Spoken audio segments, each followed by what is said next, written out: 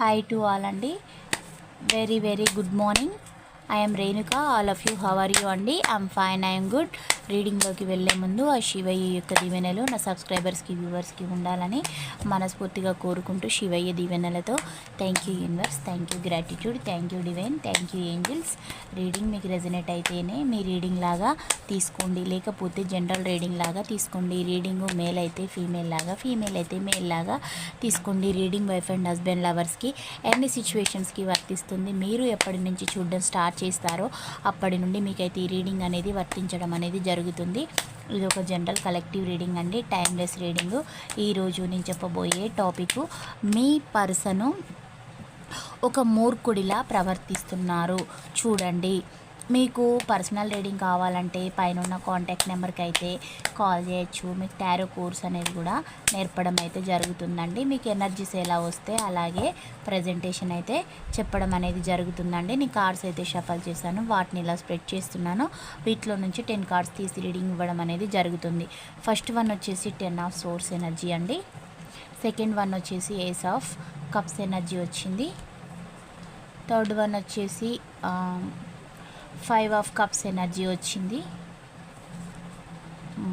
Fourth one వచ్చేసి tower card వచ్చింది. Fifth one వచ్చేసి డెత్ కార్డ్ వచ్చింది.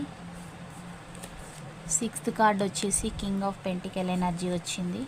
సెవెంత్ కార్డ్ వచ్చేసి 5 ఆఫ్ సోర్స్ ఎనర్జీ వచ్చింది. ఎయిత్ కార్డ్ వచ్చేసి 9 ఆఫ్ సోర్స్ ఎనర్జీ అయితే రావడం అయితే జరిగింది. అలాగే 9th కార్డ్ వచ్చేసి ఏస్ ఆఫ్ సోర్స్ ఎనర్జీ వచ్చిందండి.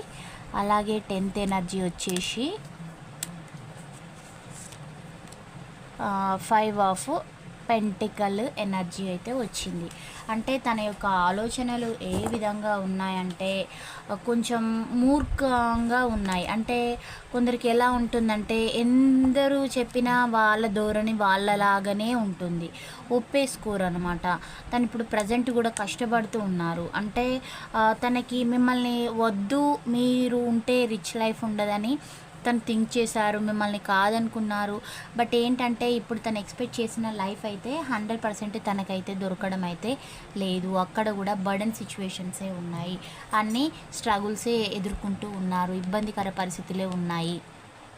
ఇప్పుడు తను ఉన్న సిచ్యువేషన్లో ఇలాంటి పెయిన్ఫుల్ సిచ్యువేషన్లో కూడా తన యొక్క యాటిట్యూడ్, పొగరు అనేది ఏమైనా తగ్గిందా అని అంటే కొన్ని సిచ్యువేషన్లో ఏమాత్రం తగ్గలేదు.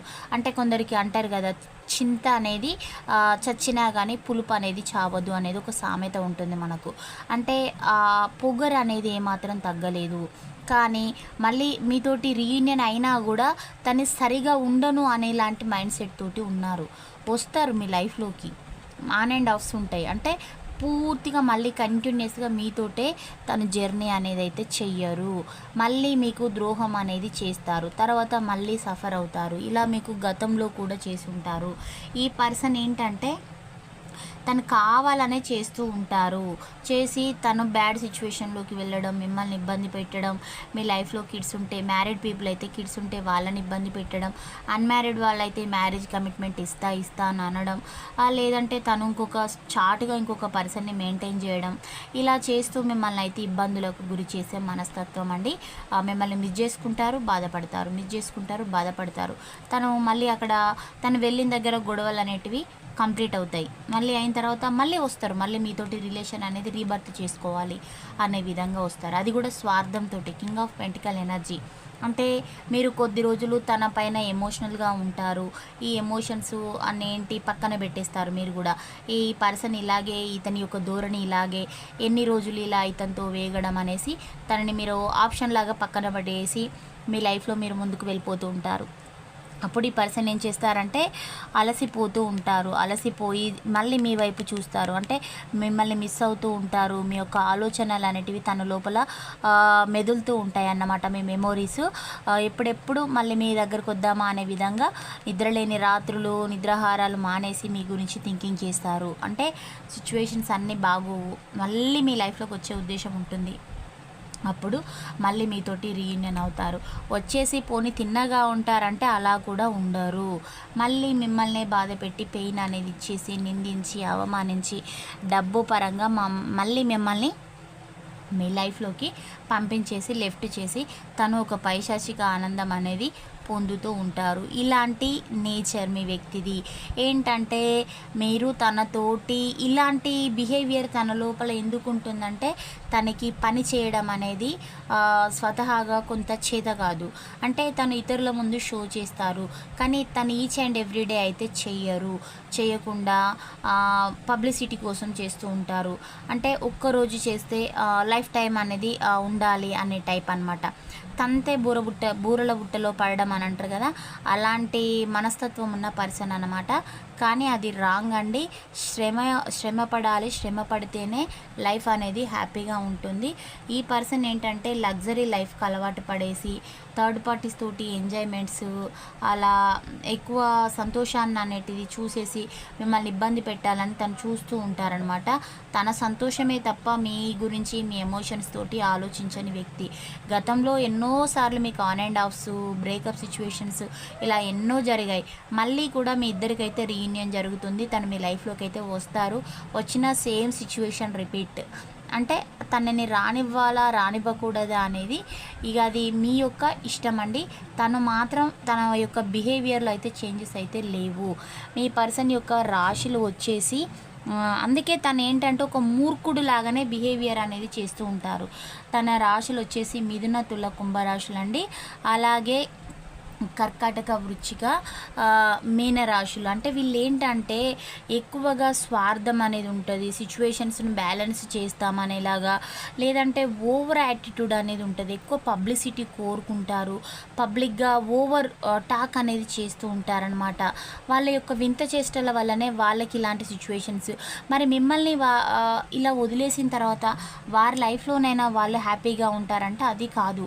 ఎందుకు అనంటే ఏదో చేయబోతారు, ఏదో జరుగుతుంది, వాళ్ళకి అన్నీ రివర్స్ అవుతూ ఉంటాయి అన్నమాట. అది థర్డ్ పార్టీ సిచ్యువేషన్లో ఉన్నా కూడా ఆ వ్యక్తికి అలాగే జరుగుతూ ఉంటుంది.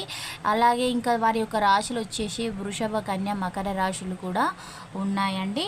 తను ఎప్పుడు కూడా తను సంతోషంగా ఉండరు మీ పర్సను. తన పక్కన ఉన్న వాళ్ళకు కూడా హ్యాపీనెస్ అనేది లాస్ చేస్తారు. ఎందుకంటే ఈ పర్సన్కి అసలు సాటిస్ఫైడ్ అనేది లేదు. అది తన యొక్క ఫ్యామిలీ మెంబర్స్ కూడా అలాంటి మెంటాలిటీయే.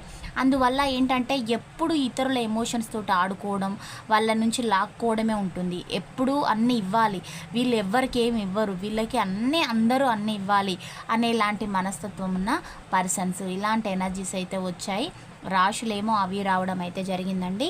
మీ పర్సన్ యొక్క డేట్ ఆఫ్ బర్త్లు వచ్చేసి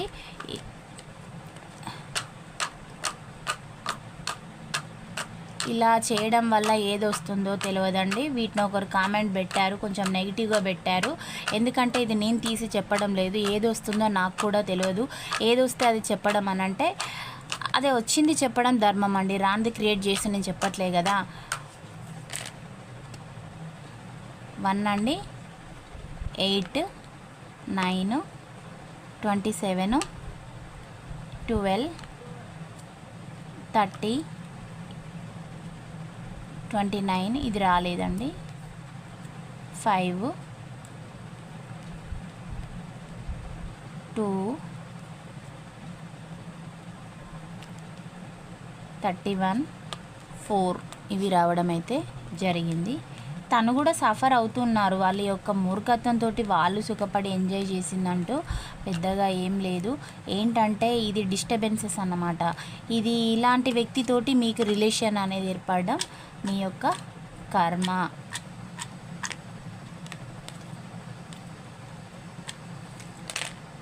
వారి యొక్క డేట్ ఆఫ్ బర్త్ అది లెటర్స్ నేమ్లోని మొదటి లెటర్ వచ్చేసి ఈ లెటర్ అండి. X letter, J letter, C letter, H letter, L letter, R letter, A letter, M letter, O letter, Z letter.